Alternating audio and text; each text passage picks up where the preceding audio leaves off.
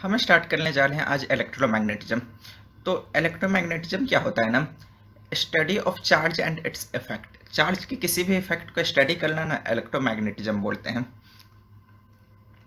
Effect of charge इसमें हम पढ़ते हैं। ओके, और इलेक्ट्रोमैग्नेटिज्म का जो फर्स्ट चैप्टर है वो फर्स्ट चैप्टर है इलेक्ट्रोस्टैट। इलेक्ट्रोस्टैटिक इलेक्ट्रोमैग्नेटिज्म का फर्स्ट चैप्टर है जिसको आज हम स्टार्ट करने वाले हैं। तो इलेक्ट्रोस्टैटिक्स क्या होता है? इलेक्ट्रोस्टैटिक्स क्या होता है ना, study of charge at rest. जो चार्ज रेस्ट पे रहते हैं, जिसकी वेलोसिटी 0 होगी, उस चार्ज के स्टडी को हम इलेक्ट्रोस्टैटिक्स बोलते हैं। इलेक्ट्रोमैग्नेटिज्म में हर टाइप की चार्ज की स्टडी हो जाती है। चार्ज के जितने भी इफेक्ट होते हैं, जिस भी टाइप की चार्ज हो, उनके जितने भी इफेक्ट हो, उनके स्टडी को हम इलेक्ट्रोमैग्नेटिज्म बोलते हैं। और इलेक्ट्रोस्टैटिक स्पेसिफिकली जब चार्ज की वेलोसिटी 0 होती है तो उस चार्ज की स्टडी को हम इलेक्ट्रोस्टैटिक्स बोलते हैं। आई होप इतना बात क्लियर होगा। अब यहाँ पे बात करते हैं हम कि चार्ज क्या होता है। ओके, क्योंकि ये पूरा चैप्टर ही चार्ज के अराउंड डील करता है, study of charge, effect of charge, तो हमें पता होना चाहिए कि चार्ज क्या होता है। तो चार्ज के बारे में मैं बस एक लाइन बोलना चाहूँगा कि एक फंडामेंटल प्रॉपर्टी है।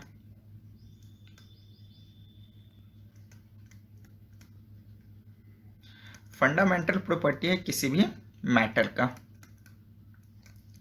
ठीक है। इसका कोई एज सच डेफिनेशन नहीं होता है, इसका कोई रीजन नहीं होता है। जैसे कि मास फंडामेंटल प्रॉपर्टी होती है दुनिया की हर चीज़ों में, वैसे ही चार्ज एक फंडामेंटल प्रॉपर्टी है जो किसी भी चीज़ के साथ आती नहीं है, दुनिया की हर चीज़ में अवेलेबल होती है, मास की तरह बिल्कुल चार्ज भी। ओके, तो अपने दुनिया में जो बात करते हैं, चार्ज दो टाइप के होते हैं। ओके, अपने दुनिया में चार्ज कितने टाइप के होते हैं? दो टाइप के चार्ज होते हैं।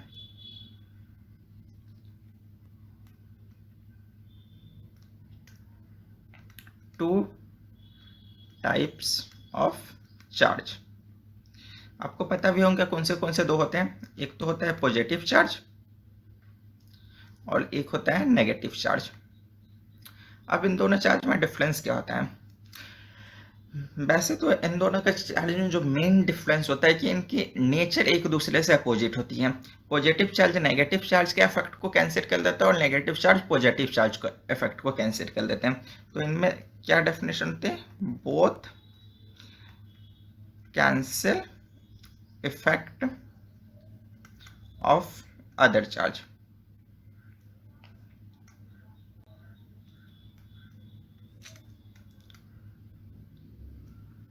अच्छा, अदर चार्ज दोनों क्या करते हैं?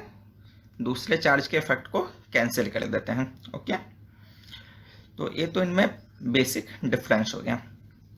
अब देखो यहाँ पे जो प्लस माइनस चार्ज है ना, इनका कोई एज सच मैथ वाले प्लस माइनस से कोई लेना देना नहीं है। जैसे कि आप ये नहीं बोल सकते कि अगर नेगेटिव चार्ज है तो नंबर लाइन में -6 कॉलम इधर आएगा तो +6 इधर आएगा और 0 कॉलम इधर आएगा। ऐसा हम नंबर लाइन पे रिप्रेजेंट नहीं कर सकते। इन प्लस माइनस का ये मतलब नहीं हुआ कि -6 कॉलम चार्ज +6 कॉलम चार्ज से बड़ा है, ऐसा कोई मतलब नहीं हुआ इस प्लस और माइनस का। इस प्लस माइनस का सिंपली ये मतलब हुआ ना कि इन दोनों की नेचर अलग है, नेचर अपोजिट है। ये मतलब नहीं हुआ कि 6 कॉलम बड़ा है या -6 कॉलम से, ऐसा कोई बात नहीं है। अगर मैं आपसे पूछूं कि +2 कूलम चार्ज और -6 कूलम चार्ज में कौन बड़ा है, तो answer will be -6 coulomb charge बड़ा है। ठीक है, यहाँ पे मैं बता देना चाहूँगा कि चार्ज की जो यूनिट होती है SI, वो कूलम होती है और इसकी जो सिंबल होती है वो C से डिनोट करते हैं हम इसको। और जो चार्ज का सिंबल होता है वो +Q -Q Q -Q, इन सिंबल से जनरली चार्ज को रिप्रेजेंट किया जाता है। आप चाहें तो किसी और सिंबल का भी यूज कर सकते हैं, बट स्टैंडर्ड यही है।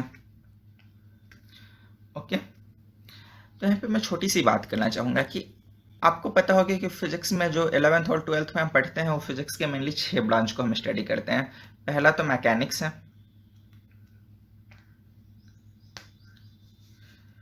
जो दूसरा ब्रांच है वो वेव है, तीसरा हीट है, चौथा लाइट है, पांचवा इलेक्ट्रो और छठा मॉडर्न फिजिक्स। तो आपको पता है कि इनमें से जो 4 ब्रांच है इनकी स्टडी तो हमने 2000 ईयर पहले स्टडी करना स्टार्ट कर दिया था। बट ये जो इलेक्ट्रोमैग्नेटिज्म है ना, ये वाली ब्रांच काफ़ी लेट 1800 के आसपास हम इसको स्टडी करना स्टार्ट किए थे। तो मेरा सवाल है कि व्हाई सो लेट, इतना लेट क्यों हम पढ़ना स्टार्ट किए इलेक्ट्रोमैग्नेटिज्म का? तो इसका मैं जवाब देना चाहूँगा। इसके 2 रीजन मैं देना चाहूँगा। पहला रीजन है कि चार्ज दुनिया में 2 टाइप के होते हैं, तो वो क्या करते हैं, इफेक्ट को कैंसिल कर देते हैं। तो चार्ज का जब इफेक्ट ही कैंसिल हो जाता है तो ये पता कर पाना कि चार्ज एग्जिस्ट भी करते हैं बहुत ज़्यादा मुश्किल होते हैं। ओके, और दुनिया में जितने भी एटम हैं वो सारे मैक्सिमम न्यूट्रल हैं। अब दुनिया के सारे एटम न्यूट्रल है तो उससे क्या होगा, आइसोलेटेड चार्ज मिल पाना काफ़ी टफ हो जाता है। आइसोलेटेड चार्ज ही हमें नहीं मिल पाता है, तो आइसोलेटेड चार्ज ही नहीं मिल पाता है तो अगेन चार्ज की स्टडी कर पाना भी बहुत ज़्यादा मुश्किल हो जाता है। हाँ, पुराने ज़माने में थोड़ा सा मैग्नेट को लेके, मैग्नेट की डिस्कवरी हो गई थी चाइना वगैरह में, तो उन्होंने उसके हेल्प से कंपास वगैरह बना लिया था, लेकिन उससे ज़्यादा हम इलेक्ट्रोमैग्नेटिज्म के बारे में ज़्यादा कुछ पता नहीं कर पाए। क्यों? क्योंकि इन 2 रीजन के कारण। एक तो चार्ज आइसोलेटेड मिल पाना मुश्किल था, और दुनिया में जो चार्ज अवेलेबल भी थे तो वो जितने पॉजिटिव है उतने नेगेटिव है, तो वो एक दूसरे को इफेक्ट को कैंसिल कर देते थे। तो इनकी स्टडी काफ़ी लेट से हो पाई। बट जैसे ही इसकी स्टडी स्टार्ट हुई, हमने 1800 के आसपास स्टडी स्टार्ट किया था और 1900 के आसपास इसकी almost 99% study I think complete हो चुकी है। शायद ही इलेक्ट्रोमैग्नेटिज्म में अब हमें कुछ नया मिलने को देखें। ओके, तो यहाँ पे ये तो पता हो चल गया कि हमें इतना लेट स्टडी क्यों किया। अब यहाँ पे मैं बार बार वर्ड यूज कर रहा हूँ, पॉजिटिव चार्ज, नेगेटिव चार्ज और न्यूट्रल। तो इन पॉजिटिव, नेगेटिव और न्यूट्रल का मतलब क्या होता है? तो पॉजिटिव के 2 मतलब होते हैं। एक कि हमारे पास सिंगल चार्ज है, ठीक है, हमारे पास एक सिंगल प्रोटॉन ही है, ठीक है, तो वो हो सकता है। और दूसरा क्या मतलब हुआ, ओनली पॉजिटिव चार्ज। बट ये वाली कंडीशन बहुत मुश्किल होती है कि हमारे पास एक सिंगल चार्ज हो जिसपे बस पॉजिटिव चार्ज हो, उस पर इलेक्ट्रॉन हो ही नहीं, नेगेटिव चार्ज हो ही नहीं। दूसरा कंडीशन क्या होता है ना, कि जो Q प्लस हो वो ग्रेटर देन Q माइनस हो। और मोस्टली आपको यही मिलेगा। तो जब भी आज से आपको बोला जाए ना कि कोई भी चीज़ पॉजिटिव चार्ज है, वो ये वाली कंडीशन ही होगी कि Q plus greater than Q minus, क्योंकि आइसोलेटेड चार्ज अभी मैंने बताया था कि मिल पाना काफ़ी ज़्यादा मुश्किल होता है, तो Q plus greater than Q minus ही मिलेगा। ऐसे ही जब भी आपको नेगेटिव चार्ज बोला जाए तो एक तो मतलब हो जाएगा कि प्योरली नेगेटिव है, और दूसरा Q minus greater than Q plus. और आप मान के चलो 99.9% केस में यही चीज़ आपको मिलती है जब भी नेगेटिव चार्ज बोला जाए तो। और तीसरा न्यूट्रल की बात करें हम, अगर न्यूट्रल की बात करें तो न्यूट्रल में अगेन वही हो जाएगा Q plus equal to Q minus. Okay, जितने पॉजिटिव चार्ज होंगे अगर उतने ही नेगेटिव चार्ज है तो न्यूट्रल हो गया। न्यूट्रल का कभी ये मतलब नहीं हो सकता, कभी भी। जैसे यहाँ पे तो मैं बोल रहा हूँ पॉजिटिव चार्ज में कभी हो सकता है कि एक प्रोटॉन दे दिया जाए, और नेगेटिव चार्ज में हो सकता है कि एक बस इलेक्ट्रॉन ही हो। बट न्यूट्रल चार्ज में इट इज इम्पॉसिबल कि बस और बस, मतलब न्यूट्रल में कभी ये नहीं हो सकता कि कोई भी चीज़ चार्जलेस हो। न्यूट्रल कभी क्रिएट होगा तो number of Q plus equal to Q minus से क्रिएट होगा, Q इक्वल टू 0 कभी भी नहीं होता है न्यूट्रल का। मतलब Q इक्वल टू 0 बर्बाद बकवास चीज़ है। ओके, न्यूट्रल के लिए Q इक्वल टू 0 नहीं, Q नेट इक्वल टू 0 होता है। Okay, Q net equal to 0 होता है, क्यू इक्वल टू 0 नहीं होता है। ओके, आई होप इतनी बात आपको क्लियर होगी। तो ये सब बेसिक बात करने के बाद मैं थोड़ा सा आगे बढ़ना चाहूँगा, जो कि काफ़ी इंपॉर्टेंट होता है इस चैप्टर को स्टडी करने के लिए, that is property of charge. क्या हम पढ़ने वाले हैं? प्रॉपर्टी ऑफ चार्ज पढ़ेंगे।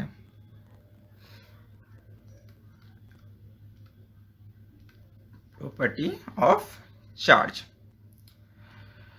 तो प्रॉपर्टी ऑफ चार्ज में जो पहला प्रॉपर्टी है, चार्ज इज एडिटिव। एडिटिव का क्या मतलब हुआ?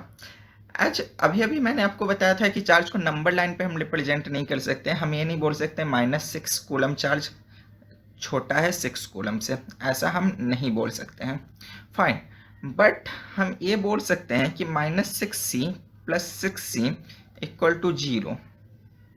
ये चीज़ करना अलाउ होता है, मतलब चार्ज को हम सिंपली मैथमेटिकली ऐड कर सकते हैं। हम उनको नंबर लाइन पर रिप्रेजेंट करके कंपेयर नहीं कर सकते हैं, बट हम उनको ऐड कर सकते हैं। हम बोल सकते हैं -2c + 5c = 3c। ये चीज़ करना चार्ज में अलाउ होता है। ठीक है, जब भी हमें नेट चार्ज की बात करनी हो तो हम प्लस और माइनस चार्ज को ऐड कर सकते हैं, ये हमें करना अलाउ होता है। ओके, तो जब मैं एनसीईआरटी पढ़ रहा था ना, तो मुझे इसी वाले पॉइंट में प्रॉपर्टी में एक बड़ी इंटरेस्टिंग सी बात लिखी हुई एनसीईआरटी की। देखिए, उन्होंने लिखा था ना, that charge have magnitude but no direction. ठीक है, उन्होंने ऐसा लिखा था कि चार्ज के पास मैग्नीट्यूड तो होता है बट डायरेक्शन नहीं होता है। इसका सीधी लैंग्वेज में बात करें तो चार्ज एक स्केलर क्वांटिटी है। तो इस चीज़ से एक ना बड़ी अच्छी चीज़ प्रूफ हो जाती है। जो चीज़ मैं प्रूफ करने जा रहा हूँ मैं आपको बताता हूँ।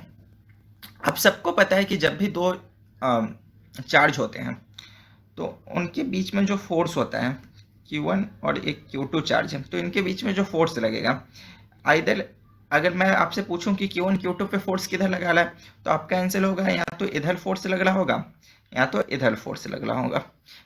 ये दो पॉसिबल आप यही आंसर देंगे। बट क्या आपको पता है कि इधर ही फोर्स क्यों लगेगा? फोर्स ऐसा क्यों नहीं लग सकता है? इस डायरेक्शन में क्यों नहीं लग सकता? इस डायरेक्शन में क्यों नहीं लग सकता? ये सारी पॉसिबिलिटीज क्यों एग्जिस्ट नहीं करते हैं? तो मैं अभी आपको यही प्रूफ करने वाला हूँ कि फोर्स हमेशा लाइन ज्वाइनिंग टू चार्जेस में ही क्यों लगते हैं। ओके, तो मैं आपको ये प्रूफ करने वाला हूँ। तो लेट से हम लेते हैं कि एक हमारे पास चार्ज Q1 है और यहाँ पे हमारे पास एक चार्ज Q2 है। ओके, अभी हमें नहीं पता कि Q1 Q2 पे किधर फोर्स लगा रहा है, बट हमने मान लिया कि जो Q2 पे फोर्स लग रहा है वो इस डायरेक्शन में लग रहा है। तो इस फोर्स के दो कंपोनेंट हो जाएंगे, that is one Fx and दूसरा Fy। ये दो कंपोनेंट हो गए। अब आप ध्यान से देखिए, चार्जेस को मैंने क्या किया ना, इन दोनों चार्ज को, ये जो एक्सिस मैं ड्रॉ कर रहा हूँ, इस एक्सिस के अबाउट पूरे सिस्टम को 180 डिग्री घुमा दिया। तो जैसे ही 180 डिग्री घुमाऊंगा, क्या नया ओरिएंटेशन Q1 Q2 ऐसा हो जाएगा। और ये जो फोर्स Fx तो अभी भी इधर ही लग रहा होगा क्योंकि पूरा सिस्टम को लगा दिया। Fy को इधर घूमना पड़ जाएगा। ओके, अब आप मुझे एक बात बताइए, क्या मैंने Q1 को जब 180 डिग्री घुमाया तो Q1 के किसी भी ओरिएंटेशन पे कोई फर्क पड़ा? कोई तीसरा बंदा इसको देख के बता भी पाएगा कि Q1 घुमा है या फिर Q2 को घुमाया गया है? नहीं ना। मतलब चार्ज की अभी भी ओरिएंटेशन में कोई फर्क नहीं पड़ी। और मैंने ऊपर लिख भी रखा है, डेट चार्ज की मैग्नीट्यूड तो होती है बट कोई डायरेक्शन नहीं होती, मतलब घुमाने से कोई फर्क नहीं पड़ना चाहिए। बट अगर फोर्स इधर लग रहा होता इस डायरेक्शन में, तो चार्ज को घुमाने पे क्या हो रहा है, फोर्स का एक कंपोनेंट भी घूम जा रहा है। बट अभी ऊपर मैंने बोल दिया कि चार्ज के पास डायरेक्शन नहीं होती है, तो ऐसा नहीं हो सकता कि चार्ज को घुमाने पे एक कंपोनेंट भी घूम जाए। और ऐसा तभी नहीं हो पाएगा जब एक कंपोनेंट एग्जिस्ट ही नहीं कर पा रहा है, क्योंकि अगर एग्जिस्ट करेगा तो चार्ज को घुमाने पे डेफिनेटली वो भी घूम जाएगा। लेकिन घूम जाएगा तो ये चीज़ पॉसिबल नहीं है कि चार्ज को घुमाने पे घूमना चाहिए। तो इसीलिए हेंस हम ये बात बोल सकते हैं कि एफ वाई डजेंट एग्जिस्ट। अगर एग्जिस्ट करेगा ना तो मैं एक थोड़ी सी हैवी वर्ड यूज करने जा रहा हूँ, दैट इज आइसोट्रॉपिक। ठीक है, अगर चार्ज को घुमाने पे अगर फोर्स भी घूम जाए तो इसका मतलब है कि वो आइसोट्रॉपिक नेचर ऑफ स्पेस को फॉलो नहीं कर रहा है, जिसका वायलेशन पॉसिबल नहीं है। हर चीज आइसोट्रॉपिक नेचर ऑफ स्पेस को फॉलो करते ही यही काम होता है, एक लॉ होता है। ठीक है, आइसोट्रॉपिक नेचर ऑफ स्पेस क्या होती है इस बात चीज पे हम ज्यादा डिस्कस नहीं करेंगे, बट हाँ ये चीज मैं बार बार यूज करने वाला हूँ। आइसोट्रॉपिक नेचर का मतलब ये हो गया ना कि किसी भी डायरेक्शन पे जाने में ना प्रॉपर्टी सेम होती है। ओके, तो यहाँ पे हमने इसको घुमाया चार्ज को, तब भी प्रॉपर्टी सेम ही होना चाहिए। तो चार्ज को घुमाने से फोर्स की डायरेक्शन बदलनी नहीं चाहिए। ऐसा तभी पॉसिबल है जब ए वाली एफ वाई कंपोनेंट एग्जिस्ट ना करे। ओके, आई होप इतनी बात आप सबको क्लियर हो। इसके बाद हम मूव करते हैं जो इसकी अगेन दूसरी प्रॉपर्टी है, जो कि कंजर्वेशन ऑफ चार्ज है। ठीक है, कंजर्वेशन ऑफ चार्ज क्या है, सेकंड क्या है, तो कंजर्वेशन ऑफ चार्ज का क्या मतलब है कि दुनिया भर में जितने भी चार्ज हैं वो कंजर्व हैं। तो इसको मैं एक्सप्लेन करता हूँ कैसे। जैसे कि अपने पास एक बॉक्स B1 है, इसमें 6 कॉलम चार्ज है B1 में, और एक बॉक्स था अपने पास B2, इसमें -3 कॉलम चार्ज था। हमने क्या किया, एक बड़ा सा बॉक्स लाया और इसकी भी चार्ज इसमें डाल दी और इसकी भी चार्ज इसमें डाल दी। तो हमने क्या पाया कि इसमें जो नेट चार्ज हो जाएगा, ये पहले चार्ज इसकी 0 थी, तो अब जो चार्ज आएगा इसमें, जब दोनों बॉक्स के चार्ज को इसमें डाल देंगे तो इसमें चार्ज जो हो जाएगा वो +3 कॉलम चार्ज हो जाएगा। या फिर मैं दूसरा एग्जांपल से आपको एक्सप्लेन करूं इसको, तो हमारे पास एक बॉक्स था अगेन, इसके इस वाले में 3 कॉलम चार्ज था, इसमें 2 कॉलम चार्ज था, और इसमें 3 कॉलम था, और इसमें 1 कॉलम चार्ज था। हमने क्या किया, इस डब्बे को सेक कर दिया और हमने पाया कि इस वाले पार्ट में 2 कॉलम चार्ज है, इसमें 4 कॉलम चार्ज है। तो मैं गारंटी के साथ कह सकता हूँ कि इसमें कितना चार्ज होगा, कितना चार्ज होगा जाएगा। यहाँ पे आप ऐड कर लीजिए सारे चार्ज को, 3 2 5 3 8 और 1 9 कॉलम चार्ज थे ऊपर। तो मैं गारंटी से कह सकता हूँ कि ये 4 2 6 हो गए, तो यहाँ पे 3 कॉलम चार्ज होगा ही होगा। ठीक है, इसको ही बोलते हैं law of conservation of charge. मतलब दुनिया में चार्ज को ना तो आप डिस्ट्रॉय कर सकते हैं, ना तो नया चार्ज क्रिएट कर सकते हैं। जितना चार्ज सिस्टम में t=0 पे था, t=इनफाइनाइट पे भी उतना ही चार्ज होगा। इसको हम कंजर्वेशन ऑफ चार्ज कहते हैं। ठीक है, दुनिया भर की पूरी चार्ज कंजर्व है। जो तीसरी प्रॉपर्टी की बात करें हम, that is quantization. Quantization of charge. Quantization of charge में क्या हो गया, लेट से आपको मुझे पैसे देने हैं, तो आप मुझे मिनिमम कितना अमाउंट ऑफ पैसा दे सकते हैं कैश में। मैं डिजिटल करेंसी की बात नहीं कर रहा हूँ या ई पेमेंट की बात नहीं कर रहा हूँ, कैश में पैसे देने हैं मुझे आपको, कैश में, हार्ड कैश में। तो आप मुझे मिनिमम अमाउंट क्या दे सकते हैं। आज के ज़माने में आई थिंक 1 रुपीज सबसे छोटी करेंसी है जो आप मुझे दे सकते हैं। 50 पैसे 25 पैसे के कॉइन्स तो अब आते नहीं है, तो आप मुझे कितना दे सकते हैं, 1 रुपीज कॉइन दे सकते हैं जो मिनिमम है। या आपको मुझे पैसे देने पड़ेंगे तो आप हमेशा 1 के मल्टीपल में ही देंगे, आप मुझे 1.5 रुपीज कैश नहीं दे सकते हैं अगर आपको मुझे पैसे देने हैं तो है। ठीक है, तो क्वांटाइजेशन ऑफ चार्ज भी ऐसा ही है। चार्ज की एक स्मॉलेस्ट यूनिट है, और आपको चार्ज कभी भी किसी को ट्रांसफर करना होगा ना तो उसे स्मॉलेस्ट यूनिट में ही देना पड़ेगा, और वो स्मॉलेस्ट यूनिट है इलेक्ट्रॉन के बराबर 1 ई चार्ज। 1 ई चार्ज का मतलब क्या हुआ है, एक इलेक्ट्रॉन पे जितना चार्ज होता है ना उसको 1 ई चार्ज हम बोलते हैं। ओके, और इसकी वैल्यू जो होती है 1.6 × 10⁻⁻19 कूलम, 1.6 × 10⁻⁻19 कूलम होती है। तो आज के बाद आपको जब भी किसी को चार्ज देना पड़ेगा, आप इलेक्ट्रॉन के मल्टीपल में ही चार्ज दोगे। आप 1 इलेक्ट्रॉन चार्ज दे सकते हो, आप 5 इलेक्ट्रॉन चार्ज दे सकते हैं, लेकिन आप 1.5 इलेक्ट्रॉन चार्ज नहीं दे सकते, 2.3 इलेक्ट्रॉन चार्ज नहीं दे सकते हैं। जब भी आपको चार्ज देना होगा 1 ई के मल्टीपल में ही देना होगा, 1 ई से छोटा चार्ज पॉसिबल नहीं है। इसी को हम क्वांटाइजेशन ऑफ चार्ज बोलते हैं। ओके, और एक बात यहाँ पे मैं और बताना चाहूँगा, कभी भी आपको चार्ज देना पड़ेगा ना तो आप वो इलेक्ट्रॉन के ट्रांसफर के थ्रू ही दे पाएंगे, क्योंकि प्रोटॉन का ट्रांसफर कर पाना ना, पॉजिटिव चार्ज का ट्रांसफर कर पाना ऑलमोस्ट नामुमकिन सा काम होता है। तो कभी भी आपको किसी को चार्ज देना है तो आप कैसे चार्ज दोगे, आप इलेक्ट्रॉन के ट्रांसफर करके चार्ज दोगे।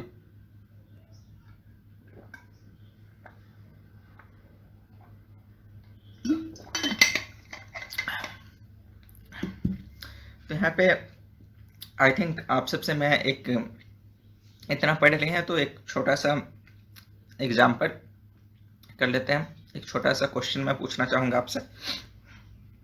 अपने पास क्या है ना, एकदम आइडेंटिकल थे, आइडेंटिकल दो बॉल थे, ठीक है।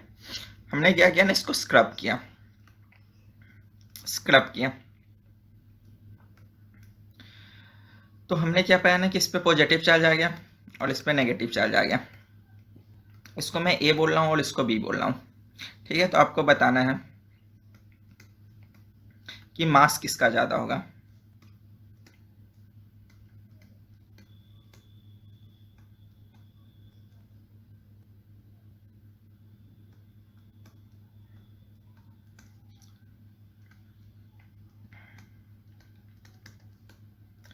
इनमें से कौन सा ऑप्शन सही है, ठीक है। ए या बी या सी, कौन सा सही होगा, किसका मास ज़्यादा होगा, इक्वल होगा, जो भी है। आप अपना आंसर 2 मिनट सोचें और कमेंट बॉक्स में कमेंट करें, ओके।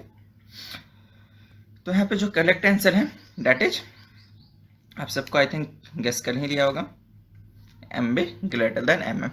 क्यों? क्योंकि जब हम स्क्रब करेंगे तो अभी मैंने आपको बताया था कि जो मोबाइल चार्ज है, जो ट्रांसफर हो सकता है, वो इलेक्ट्रॉन है। तो क्या हुआ होगा ना, ए से इलेक्ट्रॉन बी में चले गए होंगे। और इलेक्ट्रॉन का मास माना बहुत कम है, बट कुछ ना कुछ तो मास होता ही है। और चूंकि इनिशियली आइडेंटिकल बॉडी थी तो मास सेम थी, तो यहाँ से कुछ मास उठ के यहाँ पे आ गए। तो यहाँ पे मास उठ के आ गए तो क्या हुआ, बी की मास ज़्यादा हो जाएगी और ए की मास कम हो जाएगी। That is M B greater than M A, ठीक है। तो आई होप इतनी तो बात आप सबको क्लियर हो गई होगी, ओके। तो ये होगी बेसिक प्रॉपर्टीज ऑफ चार्ज। ये 3 प्रॉपर्टी हमारे लिए जानना बहुत ही ज़्यादा जरूरी होता है, ओके। तो यहाँ पे मैं कुछ इलस्ट्रेशन ही लेना चाहूँगा। तो एक और इलस्ट्रेशन है मेरा कि अपने पास एक ये बॉडी है, ओके, ये नेगेटिव चार्ज है, और एक बॉडी है ये न्यूट्रल है, ओके, क्लियर। ए इसको बोलता हूँ और इसको मैं बी बोलता हूँ। इस पे नेगेटिव चार्ज और इस पे न्यूट्रल है। तो मैंने बता ही दिया था कि न्यूट्रल होने का क्या मतलब हुआ कि Q negative equal to Q positive. और ये जो न्यूट्रल वाली बॉडी है, एक कंडक्टर है। कंडक्टर का आप सबको मतलब पता होगा ही आई गेस, नहीं भी पता है तो मैं बता देता हूँ। फ्री इलेक्ट्रॉन होते हैं इसमें, मतलब इलेक्ट्रॉन फ्री टू मूव होते हैं, वो इधर से उधर अंदर में भाग सकते हैं, ओके। कंडक्टर का मतलब ये होता है। तो फ्री इलेक्ट्रॉन होते हैं कंडक्टर्स में, ओके। तो आपको बताना है कि जो बी पे फोर्स लगेगा, फोर्स अट्रैक्शन का होगा,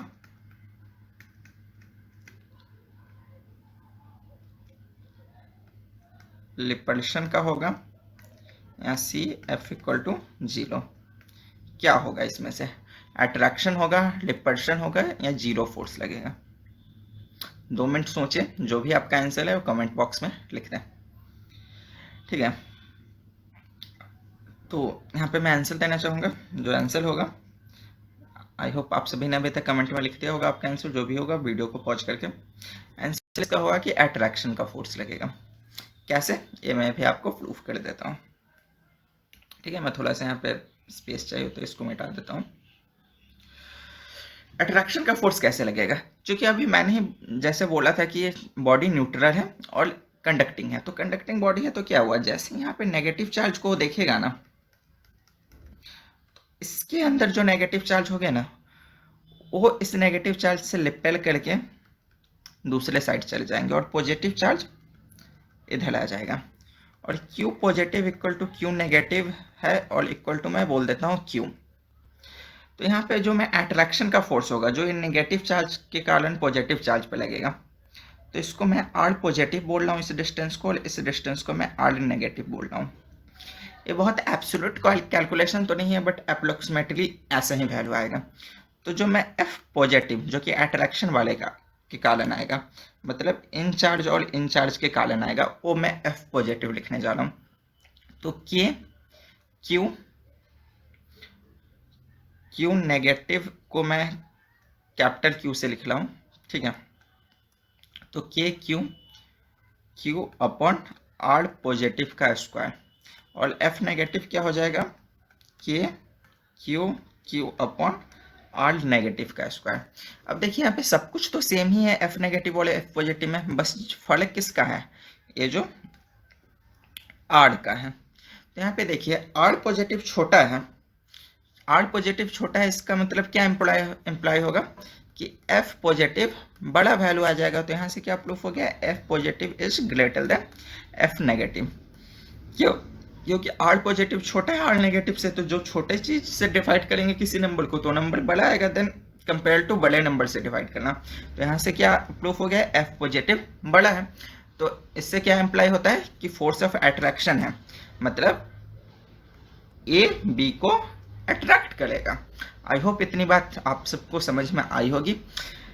नेक्स्ट लेक्चर में हम पढ़ेंगे कूलम लॉ, और एक दो इसी से पे बेस्ट कुछ एग्जाम्पल करेंगे, ठीक है, जो एग्जाम्पल आपके माइंड ब्लो कर देंगे।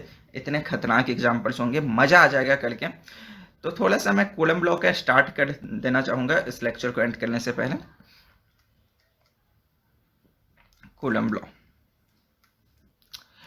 लॉ पे मैं छोटी सी बात करना चाहूंगा। कूलम लॉ क्या है, पॉइंट चार्ज पे एप्लीकेबल होता है। अब पॉइंट चार्ज का क्या मतलब हुआ, मेरे पास एक मीटर का चार्ज है और ये भी 1 मीटर का चार्ज है, तो क्या इसको हम पॉइंट चार्ज कंसीडर कर सकते हैं? तो इसका आंसर क्या होगा, क्या 1 मीटर को चार्ज को हम पॉइंट चार्ज कंसीडर कर सकते हैं? The answer is may be. क्यों? क्योंकि मेरा सवाल ही गलत है। सवाल गलत क्या, इनकम्प्लीट है। जब तक हम इनके बीच का डिस्टेंस पता नहीं हो तब तक हम नहीं बता सकते कि पॉइंट चार्ज कंसीडर करना है कि नहीं। अगर लेट से इनके बीच का डिस्टेंस 2 मीटर है तो हम इनको पॉइंट चार्ज कंसीडर नहीं कर सकते हैं। बट वही अगर इनके बीच का डिस्टेंस 1000 मीटर है तो हम इनको पॉइंट चार्ज कंसीडर कर सकते हैं।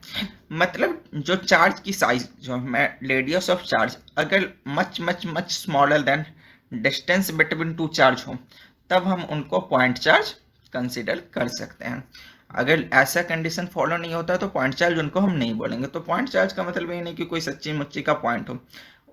पॉइंट चार्ज का ये मतलब है कि चार्ज का साइज उसके दो चार्ज के डिस्टेंस के कंपेयर में बहुत छोटा हो, तो इसको हम पॉइंट चार्ज कहते हैं। तो ऐसे ही किसी दो पॉइंट चार्ज के बीच के फोर्स को अगर हमें कैलकुलेट करना होता है तो कूलम ने एक फॉर्मूला देके गया था। लेट से अपना चार्ज Q1 है और एक Q2 है और इनके बीच का डिस्टेंस कितना है, R है। तो कूलम भैया ने बोला था ना कि इस फोर्स का जो मैग्नीट्यूड होगा वो Q1 Q2 upon R square होगा, जहाँ पे Q1 Q2 को हम विदाउट साइन डालेंगे। ओके, हमें Q1 Q2 कैसे डालने हैं, विदाउट साइन डालने हैं, क्योंकि हमें बस अभी मैग्नीट्यूड की बात कर रहे हैं। जब हम वेक्टर फॉर्म में लिखेंगे कूलम लॉ तब हम साइन के साथ डाल देंगे। ओके, तो आई होप इतना आपको बात क्लियर होगी। ये था कूलम लॉ के बारे में बेसिक बात। अभी इसको हम वेक्टर फॉर्म में भी लिखेंगे और इसके बारे में हम बहुत सारी बातें करेंगे और कुछ इलस्ट्रेशन भी लेंगे इसके ऊपर। Thanks for watching my lecture.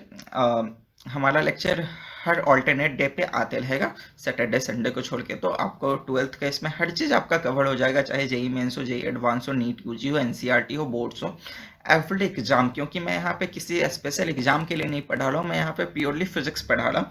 और जिसमें मैं एग्जाम्पल कराऊंगा वो JEE advance, NEET, JEE mains, हर लेवल के एग्जाम्पल मैं करा दूंगा।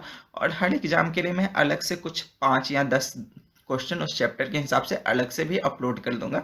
जिसको स्पेशल किसी एग्जाम को फोकस करना होगा आप उस एग्जाम पे अलग से फोकस कर सकते हैं। ओके, मैं थ्योरी एक साथ पढ़ा दिया करूंगा, उसमें जो बेसिक इलस्ट्रेशन वो ले लिया करूंगा। और जैसे कि अगर नीट के लिए चाहिए क्वेश्चन तो मैं नीट के लिए अलग से क्वेश्चन कुछ 8-10 प्रैक्टिस के लिए चैप्टर के एक बार खत्म हो जाएंगे तो मैं डाल दूंगा। जेई लेवल के अलग से डाल दूंगा, मेंस का अलग डाल दूंगा, बोर्ड रिविजन के लिए अलग से डाल दूंगा। तो उसकी आप टेंशन ना लें, यहाँ पे आपका हर एक चीज कवर होगा। ठीक है, तो thank you for watching my lecture. Bye bye.